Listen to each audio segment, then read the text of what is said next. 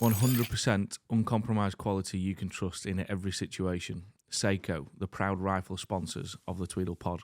Beretta, the official choice of champions since 1526, providing you with the Tweedle Pod. We're live, Philly. We are, yeah. A big one. Yeah. We're here at Top Gun. We had to make the most of getting this man because he's been elusive. He's left me on red. He's agreed to do it once, then never turned up. No, I'm joking. James Attwood, welcome to the Tweedle Podcast. Thank you very much for having me. No, thank you, mate. And obviously, made the most of it. We're at Top Gun. You've just finished the main event. First of all, let's tell everyone how you ended up. Finished with a 118 today, shot 116 on Browning, 118 on Parazzi. Thought both courses were very good, to be fair, very fair. I thought all targets were visible, shootable. Yeah. Weather wasn't the best bit of this morning, but yeah, no, it's been great. You've just completely forgotten about the sport trap there. You know, the Yeah, 125 straight. Yeah, look, shooting a 125 straight. Obviously, as you know, I only just got here in the nick of time after my chaotic morning on Sunday, but yeah, look, it was good. After that, I have decided that I am going to turn up 1 minute before I shoot every time. Yeah, could have done that today, couldn't you? Yeah, I could have turned up late, to be honest with you. Phil, obviously, you've joined us as a guest producer, could you call this? Yeah. Guest interview, because obviously of how well you know James. We spoke about this for a while, so let's get into it then. James, where did all your shooting journey start? It all started when I was about 4 or 5 years old on the farm at home. Obviously, Dad, the whole family's been involved with shooting, but Dad, he started at a young age. Just pull that microphone to you. There you go. Yeah, so Dad got me started at a young age. Started with a 410, probably a bolt action 410 to be fair, shooting tin cans and everything else, air rifles, and then just grew from there. Just used to wander around the farm and shoot everything that I could. And was your dad clay shooting or not really? He's done a little bit. My uncle shot more clays, shot down the line for England. My dad was more interested in the farming, the business, but yeah, game shooting, very good game shot. He's a very natural shot, my dad. So yeah. I think you could argue so are you. You shoot very instinctively. Where do you think you've got your shooting style from? Definitely him, to be fair. Yeah. Obviously, he's now coaching helping my little brother, obviously, as Phil's seen. And he's shooting really well. But yeah, just started at a young age, just like swinging the gun, pulling the trigger, and yeah, that's where it's come from. And don't have to always put your head on the stock, it looks like. Not always. Not that I notice, but everyone else tells me. You don't even notice that? No. And it's always like certain targets. Like today I was watching you on I think it was the rabbit, you had your head clean on the stock and then you took your head clean off for the teal and your head was nowhere near the stock. So I wouldn't know that. Yeah. To me, obviously... It all looks right. I suppose... To put it this way, you killed them all. I know I killed them all, but yeah, I don't notice it. Just yeah, gun moves where I want it to. Yeah. Phil, you've shot a lot with James over the years. Yeah. What do you notice about his shooting style that maybe most others don't? I'd tell everyone I think he is literally the most naturally talented shot in the world. And I think you could give me 100 people and I could try and coach them to shoot like James and I reckon one of them could do it. There is nothing mechanical about it. There's nothing taught or trained. It is just sheer natural talent. His biggest thing, he has got the most incredible eyesight that you can ever imagine, which obviously in a sport like this definitely helps. I mean, when you see him in full flow and you see him shoot stuff and I'll be behind him and I think, I've got great eyes and I think, I haven't even really seen that. Yeah. And it's a ball of smoke. But he is, 100% the most naturally talented shot in the world. Said that today. There's a teal going through the trees, and then it goes to nice sky, and everyone's waiting for it to hit the sky, and you were shooting it before it hits the sky. Like, I couldn't even see it. But he's like that on everything. Like, we go out shooting at night and different things, and you get him on the half light, and he'll be like, look at that rabbit. And I'm like, what rabbit?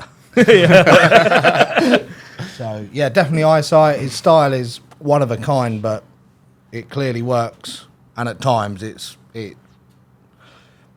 seen the best in the world shoot, and at times it's just absolutely jaw-dropping. Yeah. And practice. Ask you about that. Do you practice much? I don't. Competition is my practice. Yeah. Don't get me wrong, this year, I shot a lot more practice this year, or start of the year, because I went from the 694 to the SL2. So I was going out shooting a bit of skeet, shooting a bit of practice just to put shells through the new gun, coming into the new season. But no, normally, look, unless there's a competition like this week, I'll shoot Monday, Tuesday, but now I won't pick the gun up until Sunday when I come, hopefully if I come back. Yeah. But yeah, I don't shoot any practice really. I'm pretty sure you're coming back, mate. Yeah. I think now you've mentioned it as well, we should talk about the new gun. Yes. Because you picked it up in February. Yeah, literally as soon as we got back from the Jack Links. And so you've had it 3 or 4 months. And you obviously won what you won with a 694. But from a person who's seen you shoot more than anyone, I think you look better with the SL2 than you ever have done. What do you reckon the reason is for that? Is there any major differences in that gun that you feel has benefited your shooting? Because when I watch you shoot, I think you look better with this gun than you did with your 694, and you won world championships and everything with that. So it's hard to say, really. Obviously, it is different. Obviously, they've lowered the gravity in the action. There's a lot more weight to it compared to the 694. So it does move. It moves different. I can't throw it about as much as I can with the 694. So I do feel like I've had to slow down a little bit compared to how I used to shoot. But yeah, I don't see massive difference. And plus, I think one of the major differences is not feeling the recoil through that gun. 100%. Like I shoot the sporting HVs, and you just don't feel any recoil through it anymore. It's lovely. Yeah. And have you left the 694 in the cabinet? You've just committed solely to SL2? Since we got back from the Jack Links, I gave the 694 an oil down, put it back in its box. Give it a kiss. It came with me to a few competitions. Just in case. Just in case I didn't get on with the SL2. But I stuck with it. And yeah, look, I can't believe how I'm shooting with it. 694 so much. I fully expected it to see it decommissioned and hung above the fireplace or something in the house. There's time yet, isn't there? There's still time. But no, look, it's... Yeah, look, well, last week you shot 199 at the European Compact, with the SL2, so... Yeah. Compact King. Yeah, it's... look, you can't turn up and away from Charles. That score from Charles last week was just... Anyone that shoots a straight in any discipline, doesn't matter if it's skeet down the line or sporting, fit as compact, to do a straight is fantastic shooting. And you summed it up perfectly when we was out there. You said, I didn't lose this competition, I just got beat. Simple as that. Yeah. Yeah. Yeah. You don't expect to shoot a 199 and have to have a freeway shoot off to... It's just mental, isn't it? Like the previous times, I shot 199 in Greece, shot off with Mark for the World Championship. I shot 199 last year in Spain, shot off with Charlie Folds for the title.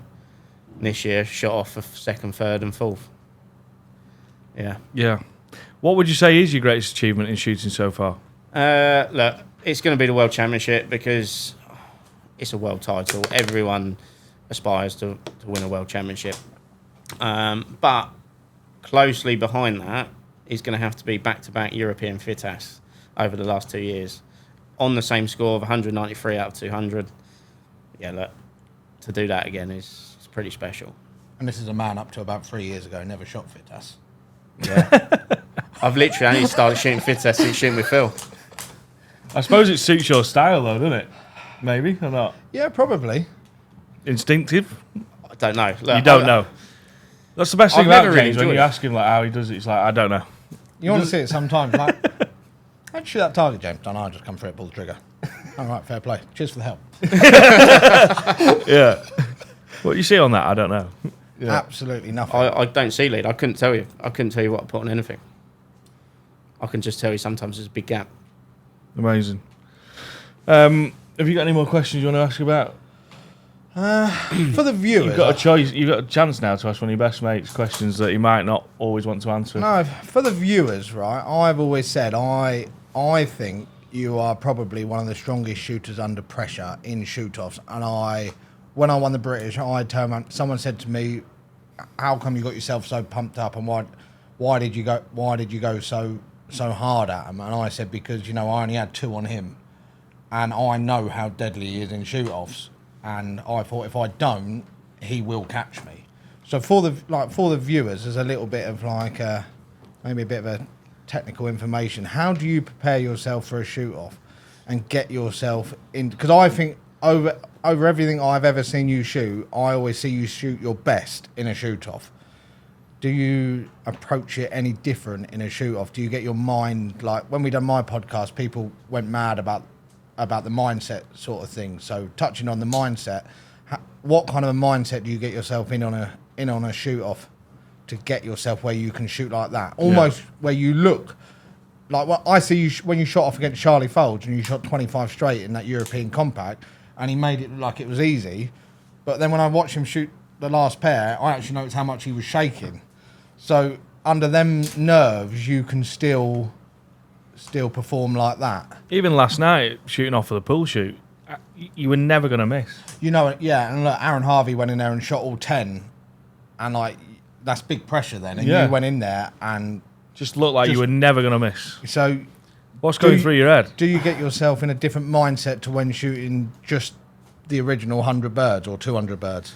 No, I don't think so. I think it comes back to like what I said the other day, really. Like, I treat everything the same, whether it's a shoot-off competition. Look, you're going out there to win, and you want to break every target. I think the biggest thing for me, if I'm preparing for something, I want to go and sort of relax a little bit and take my mind away from what's going on.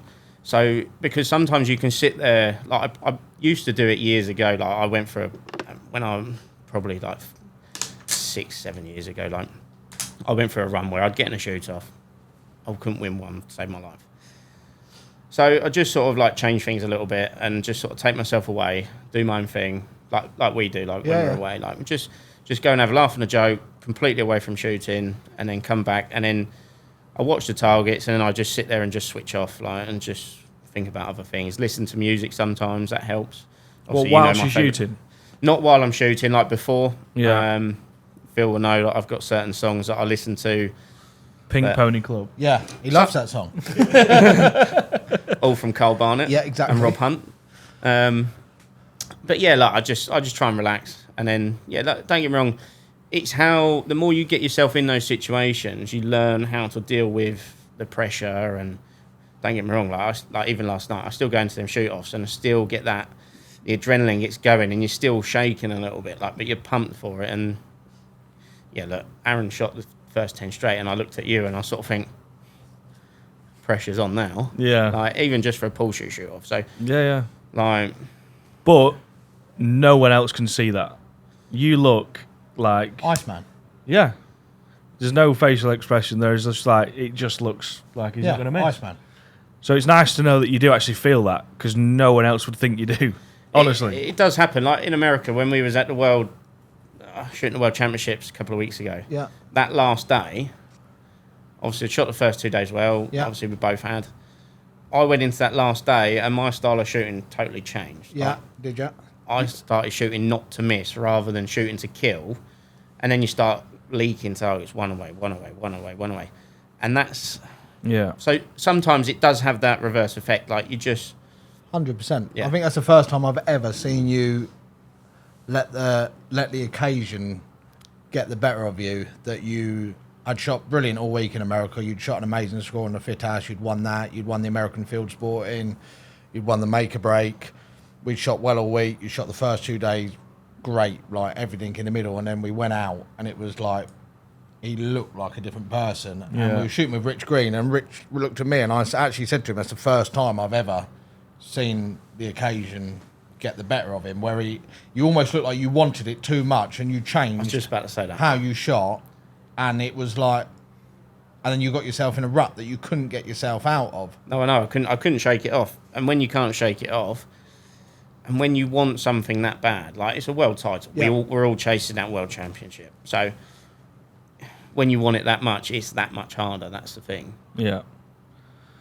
What do you think about, like you're saying then, you won the Make or Break? Like before major events, like a lot of people smash pull shoots, like you two yesterday, the last few days you're going and doing all Make or Breaks. Do you think sometimes doing too much of that, like you can peak in that for 24 hours before you go and shoot I think it the main depends. event or not? Because that's like fun to us, isn't it? Like, we switch off, we relax. Like you've seen us the last couple of days. Like we've been, like, don't get me wrong, we try and straight it, and if we miss, we start shooting off the hip, start having a laugh and a joke. Like that's what that's about, really.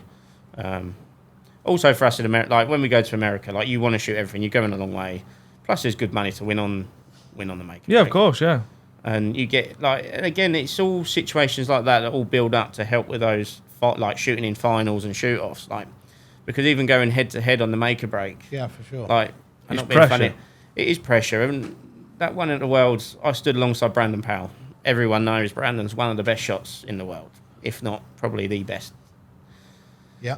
And I stood alongside him, and you feel the pressure, but you also stood there. You've got people watching. You want to beat him, Yeah. and I did beat him. I'll let Phil describe the rest, but It was an absolute thrashing. Was it? Yeah. Yeah, it was one of those moments you sit back and you watch and you think, that was quite impressive. Yeah. But there's been plenty of moments like that. And, I mean, you've helped my shooting, like, unbelievably, as well as anything. Like I said it in my podcast, you know, we push each other along unbelievably. You know, there's that, I never wish him to miss. Yeah. And I know he never wishes me to miss. But he knows I want to beat him. And I know he wants to beat me.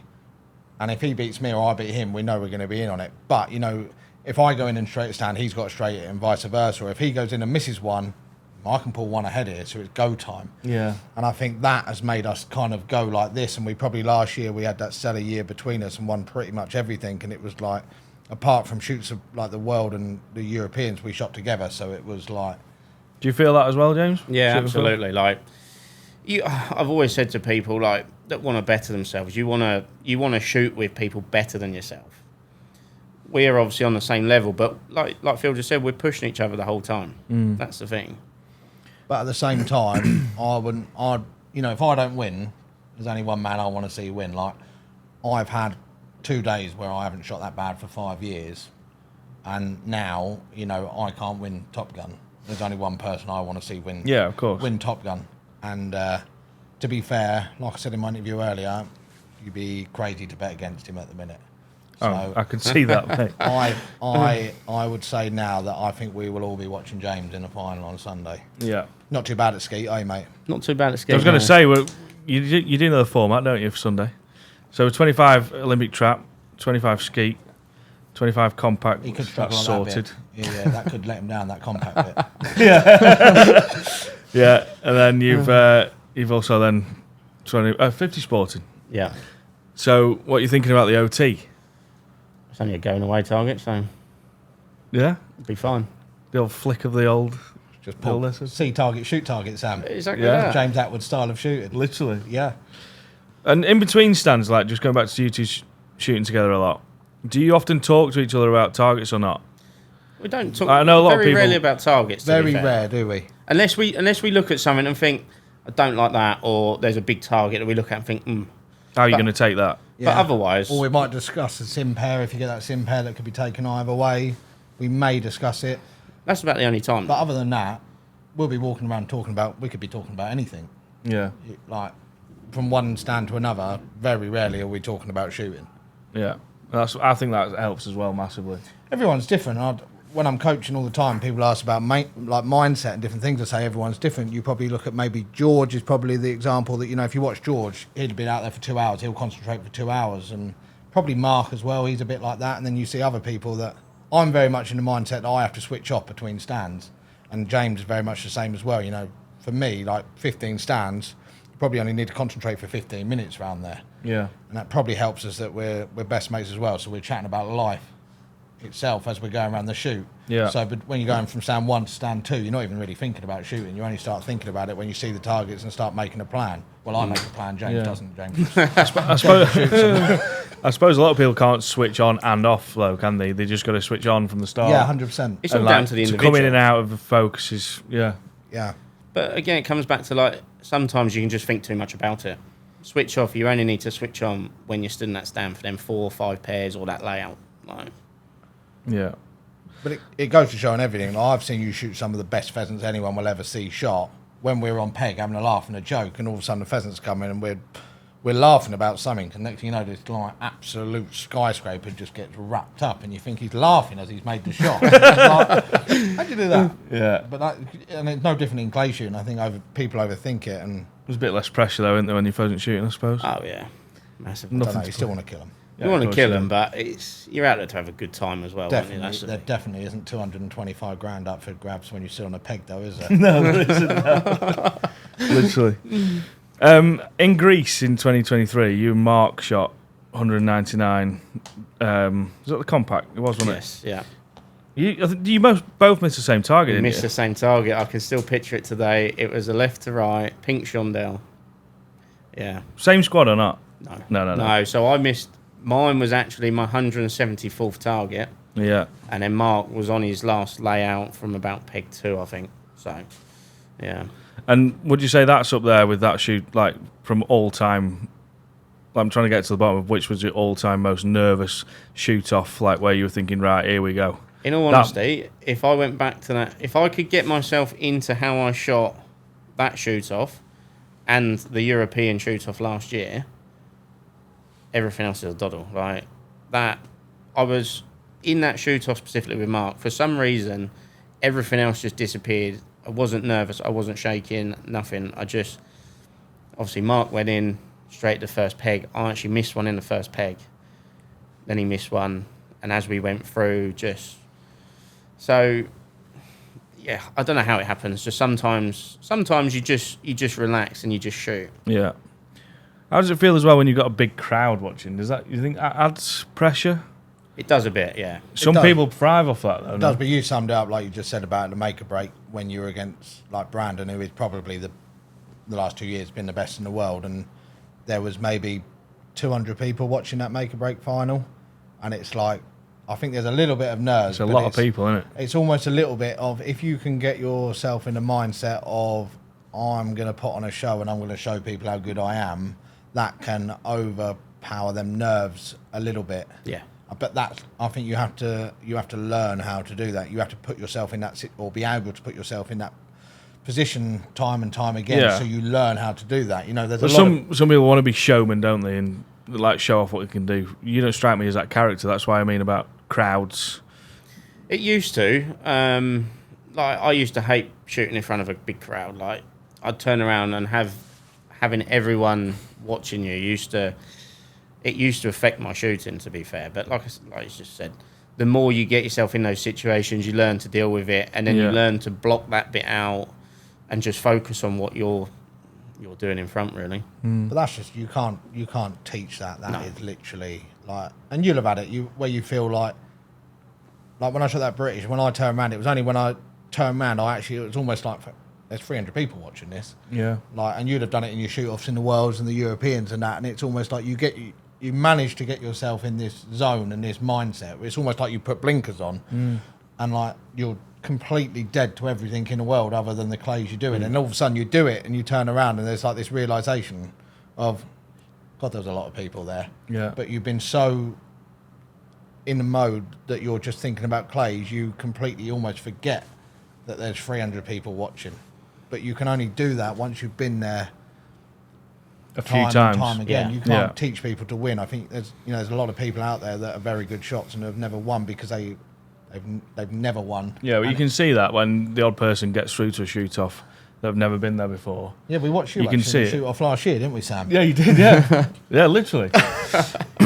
No, it happened in your shoot off the British. Like, there was a couple of people there that probably never been in that position and set off all right, and then it all just goes to 100%. The big pressure moments, and it's like that. it's experience, isn't it? Yeah. It's experience. Yeah, it's like I thought George, when we went up there today, the practice course, and I was seeing what you guys were doing and where you were missing. I said to Charlie, I bet George puts a good score in here today. Yeah, but if you speak because to of the way of his experience and how he can just. There was a lot going on, wasn't there, up there? Yeah. How did Joel shoot today? 115. And he missed 5 on the first 2 stands. Yeah, and he's But come you have back. Which, to be fair, in that I don't know if the sunlight was as bad when we started, but in that sunlight you could have you could done have that done on that. that, especially Yeah. that first stand. That was a tricky stand to get started on, to be fair, especially that green one coming over. George would be the greatest example in my eyes, and he won't dislike me saying this. You know, I'm not sure how old George is now, but I mean he's 61. You know, his eyesight isn't going to be as good as mine and James's. Now, and his 100%. reaction times aren't going to be as good, but he's still competing with the best because one, he's got the talent and he's got the 100% knowledge of how to do it. But he's been there so many times that, you know, even though his like reactions and his eyesight might not be as good now, that experience gets him through a lot of shoots now where he can still compete with the young guns because he's done it so many times. He can just take a minute, can't he? And just so I've been here before. So that should show you that, you know, the more times you put yourself in these situations, the easier they actually become. What's the ultimate goal, James, in shooting? Tough one, really. But obviously, I'd like to win a world sporting, another world title. But equally now the world FITAS as well, because obviously I've won the world compact, 2 European FITAS, European compact. So doing a world FITAS would be up there with a world sporting, just to complete that set, really. Yeah. You? World FITAS. I've always wanted the world FITAS. But I think as my career's gone on, I think the world sporting seriously appeals to me, and I've made the super final 4 times now, and it's like it's getting to the point now where I want to shoot that last pair in the world in that super final and win a world title that way. So I think it was always the world FITAS, but the last few years I've probably moved on to I actually really want to win the world sporting and you know, do it in that super final situation and kill that last pair and have that feeling that you turn around and everyone's just watched you win the world title. You know, you win the world FITAS and there may be 6 or 7 people see you do it, but you win the world sporting, there's going to be 300 people or 400 people watch you win the world sporting, and I think kind of got it in my head now that I'd quite like to win it that way. That you know, that for me is like the ultimate now, maybe. And chuck your gun on the floor like Braxton. Yeah, and the best. Were you there for that? Yeah. It was, you know, as it hit the deck, and he's got a $30,000 Krieghoff, and it's just hit a concrete floor, and I was stood in front of him, and he literally went, "Fuck it," and you think, yeah, I'd have probably done the same to me. Fair play to him. Yeah. Fair play. He shot that well out there. He fully deserved to win that. I think if anyone else had won that world title, you know, he shot 1 away on the first 2 days. If anyone else had won that world title, it would have actually been a crying shame, to be honest with you. Yeah. It would have been. And he couldn't be a more humble, he's lovely a good guy as well. You know, like he is. But equally, still, you couldn't take it away from Gebben. Gebben shot well for the 3 days. 100%. Going on, he's started on a Blazer this year, hasn't he? So he's changed guns. And then we had Karen, the first female to ever make the super final. Shot very well as well in the super final, didn't she? She is the baddest woman on the planet right now, and I don't think it's long before she wins something big. Actually, I think she will be the first female to win a major event 100%. overall. Yeah, she is some serious talent. And you say for a woman, and that sounds really wrong, but there's never been another woman that's ever made it there for whatever reason that may be in this sport, but she is actually doing something that no other woman has ever done. So it's actually great to see, to be fair. Don't count Catherine out, mate. She shot well today. Yeah, she shot well. She's still learning. She's changed her gun again, and she's joined me with Parazzi, and and then she's waiting for an MR57, so she's got a demo at the minute. So she's still she's got a lot to learn, and she needs to just get her gun sorted, and we'll see how far we can take her. Catherine's mindset needs a little bit of work on. James will tell you. If we can just a little bit, If we can crack. Why? Go on. Oh, it's just there is no words to describe. It's just Cathy. Fruit Loop. Absolute airhead. Yeah. You know, but she is. But it's strange though. Some days she will turn up, and her mindset is just focused, and then other days she'll turn up, and it's just like, where have you come from? I think it actually depends on how many Haribo she's eating around the way round.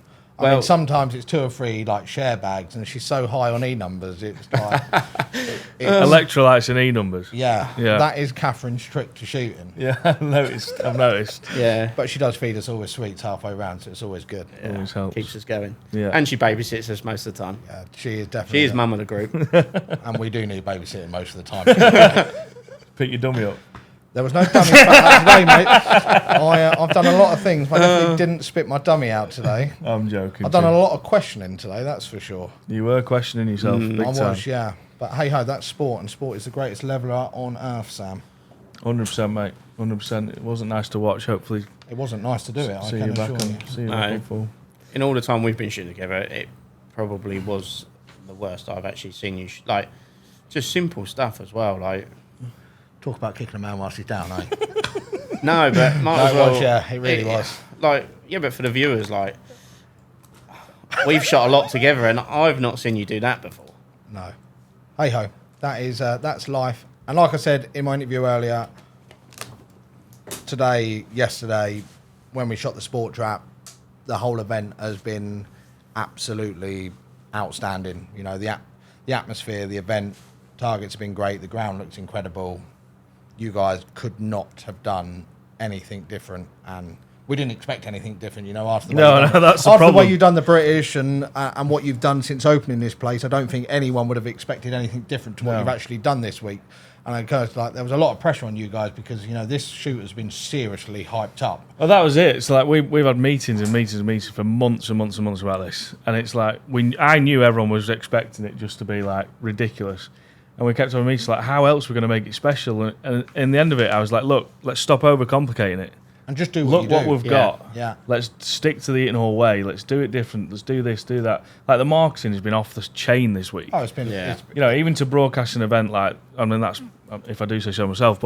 And Charlie's done a phenomenal job. But like to broadcast an event like a professional sport, like we've taken inspiration from the PGA and the Formula One, like this booth and the way it's all set up. Because like if you can get interviews like that, you start creating characters in sport. It makes shooting what it needs to be. Yeah. And that was a big thing. And like, there's nothing else really that we've done special apart from just run it seamlessly, and everyone's on time, everyone's in the right place. Attitude, Smiley. Sunday is going to be colossal, and that's going to be different. But 4-man squads as well. Like, what do you think to that? Oh, it's been fantastic. Like, I've shot in a 3-man squad. Obviously, Tamas couldn't join us. But the whole event has just flowed like fluently all the way around. Like we've literally, as we've got up to the stand, you're just finishing off and moving off, and you've hardly caught anyone up in front of you as well. I don't think I see a target from the squad in front yesterday. No, but this is how they do it in America. Everything's 4-man squads, and it always flows well in America. And you know, I'd like to see 4-man squads introduced throughout. You know, English sporting in this country, English Open, British Open, everything, you know, and I really do think, you know, the CPSA and everyone should actually have a look how well this has flown. Yeah, and I think you shoot. I think different for you boys. You don't, but I think bit lower class shooters shoot better because there's less time waiting. Like if you stand watching 5 people shoot the target before you, you've so much time to think about so many different variables and how he shot it. Whereas if you're less time. You just get fed up with waiting as well. Yeah, like you don't want to be sat on a course of 120, 125 targets and sat there taking 3 or 4 hours. 15 sands is a long way round. You know, what did we shoot yesterday? I reckon we was hour and 40 minutes, hour and a half. Yeah, hour and 45 have been averaging. Yeah, and we're probably about the same today. Yeah, you know that course maybe takes a little bit longer, a little bit more walking kind of thing, but it just flowed perfectly. But even the Sport Trap as well on Sunday, it's fully booked all day. We didn't see a squad in front of us all the way around. Yeah, partly my fault, but you know, turns up just on time, goes out, shoots 125 straight, job done. See you later. Bosh. Yeah, onto the pool shoot. Onto the pool. And then watch me miss everything on the pool shoot. Yeah, that was your day for that. Yeah, well, at least I've won something this week. I know. Have you got a raffle by any chance? Of course we have, mate. Good. I might enter that. Got a few. Got a few on the website, haven't we, Charles? Oh, good. About time I won something, to be fair. You got to enter them, mate. Yeah, I think I will. After my day today, I think I deserve a bit of luck. I shall buy some tickets tonight. Whilst we're in here, I think we should talk about big events. You know, it's gone live. The secret's out. European Compact next year. European Compact, yeah. Yeah. Massive. That's going to be great. I know. What a place to have the European, like, it's the only place that can do it properly. But yeah. No, we're absolutely buzzing with it, mate, yeah. Buzzing. We haven't discussed it too much yet because we've been focusing on this, but as soon as we get this week out of the way, we'll be onto that and focus on how we can make that cool. And what a place for all the Europeans to come and see. 100%, and that's another good thing about Top Gun is getting those people that have never been the chance, like, and a reason to come over and experience it. That's what's so nice about this week. You're listening to people that have never been telling you, this is awesome, and so to have all the Europeans over as well will be. And you need to have this for the Europeans. Get interviewing. You've got to. Yeah, this is brilliant. Like you said, like I don't think they've ever done this in America. And like you say, you're giving the shooting community the chance to see the top shots personalities and you know, and find out what's in their life other than shooting and different things. And like you just said a minute ago, it actually brings a little bit more to the sport than just top name shooting, big scores. It's nice to know how they do it and and what they thought about it and what they do in their pastime and different things. This is brilliant. Like, hopefully for the European, we'll have accommodation here. So down at the bottom, that's the next phase. Yeah, a few hotel bedrooms soon, in. won't it? Yeah. Good. So that'll be a good vibe at night, won't it, boys? Yeah. What for those viewers that don't know, what does James Attwood do when he's not shooting? Well, I'll answer this one. I knew that was coming. Go on. Not a lot. There's a lot of finger pointing going on. James, That's the way, Jimbo. James works. We might like just he's- have to edit that bit out, Charlie, because I can't have my old man seeing that bit. James works like he shoots. He just points his hands at things. No, things so obviously, the family grew up. Granddad started a farming business, so I'm third generation on the family farm now. So obviously when I'm not shooting, I'm at work. Obviously, I run the business with Dad. We're farming around 7,000 acres. We got various other things going on as well. So we've got a lot going on at home. All arable? All arable, yeah. I wouldn't want any livestock. I will say on that, to touch on James's shooting, we always joke about who does the least amount of work, me or James. But, people don't realise how much work, and I always do joke, but, we're going to a shoot and his phone doesn't stop. There's always something to do with the farm, or we're in the Europeans or the worlds, and his phone's constantly going, and he's constantly organising work. So as much as I always joke, people have to realise that, this is a guy that is at the minute, in my eyes, probably the best in the world at the minute. And harvesting 7,000 acres a week. And at the same time, wherever we are in the world, he is running however many blokes he has on the farm and different things and different that. So, he's not, whatever people may think, he's not shooting all the time. He is, the farm. I know how much you love the farm, and I know how much you love farming. So, the farm will always come first wherever we are. We could be shooting anywhere and his phone rings, and, it's never, I'll leave that till I get home. It's always done there and then while he's shooting. So, he's at the minute the best in the world while still running, a big business. So, hats off to you for that one, mate, because Appreciate that, mate. That takes more than people realise. That's better for your dad to listen to, isn't it? Yeah, exactly. But look, some of the boys at the farm will probably see this podcast. So look, I've got a good team around me as well. Like Sam, my foreman on the farm, he's fantastic as well. He works all hours and he makes sure things get done if I ask him. And yeah, look, and I'm lucky Dad's still got the energy and still wants to run the business as much as he does. Yeah. Which allows me to do the shooting I'm doing. It was like beginning of this year. He's pushed me. He wants me to go and do it all. So he said, while I'm shooting as well as I am, he said, just go and do it. So look, there's going to come a day that I'm going to have to slow down a little bit and not do so much. Work or shooting, mate? Shooting, unfortunately. So yeah, look, I'll enjoy it while I can. While your eyes are that good. Exactly that, really. 100%. But it's not going to stop us going game shooting with Cole Barnett through the winter when there's not a lot going on the farm. 100%. Always make time for game shooting. Sam's taking us this year. Where are we going? I don't know. The deal was if we'd done this podcast, Sam's taking us game shooting. It's on camera as well now. Yeah, exactly. I'm just looking at the cameras and saying, who the fuck said that? I'll take you game shooting, boys. We'll get a gate. He needs a loader. Yeah. Mega. Well, thanks for coming on, Chief. I think that just about wraps it all up. I know it was a bit sprung upon you, mate, but we really appreciate it. And I think it's good. I think people will find it interesting listening to you. And hope so. And yeah, if people have never watched him shoot, when you're at a shoot and he's there, just head over and have a look, because it is fucking mental to watch. Yeah, don't try copy it though. No, because it just won't work. But yeah, good luck Sunday. Thank you. Hopefully we'll find out, but hopefully you're in there. And then Philly here is going to be in the commentary box. Yeah, I heard his guest commentator. Be in the commentary box. I have found my new hidden talent, maybe. You have? Yeah. Yeah. So, Mega, top man, safe journey home, and appreciate you coming on. No, thank you very much, guys. Appreciate it. Cheers,